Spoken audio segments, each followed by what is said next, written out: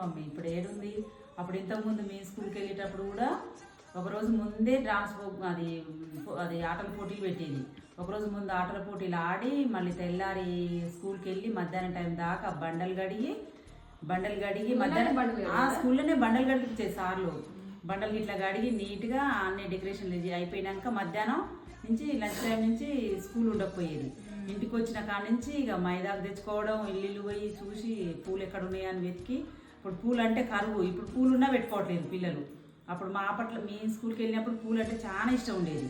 ఆ పూలు తెచ్చుకొని ₹1 100 పూలు కనకాంబరాలు కొనుక్కొచ్చుకొని నైట్ మైదాకు రోట్లు వేసి నూరుకొని ఓ అమ్మ చింతపండు దాంట్లో రెడ్ కావాలని చింతపండు ఇంకేమేమో తెచ్చి కాసు అన్నీ తెచ్చి మిక్సీనా ఏమన్నా రోట్లు వేసి నూరుకొని పెట్టుకొని ఇక పూలు మాల నైటే కట్టి పెట్టుకొని పొద్దుగాల జెండా వందనం రేపు అని నైట్ అసలు నిద్రనే పట్టకపోయేది. ఇక పొద్దుగాల లేచి 4 గంటలకే వేసి తలస్నానం చేసి ఇక పోయి జెండా వందనం పోతే ఇక ఊరు మొత్తం తిప్పించేది. అప్పుడు ఇప్పుడు అట్లా పిల్లలు ఇప్పుడు జెండా వందనం ఊరు మొత్తం ఎడ తిరుగుతున్నారు, ఊరు మొత్తం తిప్పించేది సార్లు. పోయినాక ఇక చాక్లెట్లు తీసుకొని మధ్యాహ్నం టైం 12 గంటల వరకు ఇంటికి వచ్చేది. అప్పుడు ఇంటికి వచ్చి సరికి మధ్యాహ్నం నుంచి ఇంటి దగ్గరనే ఉండేది.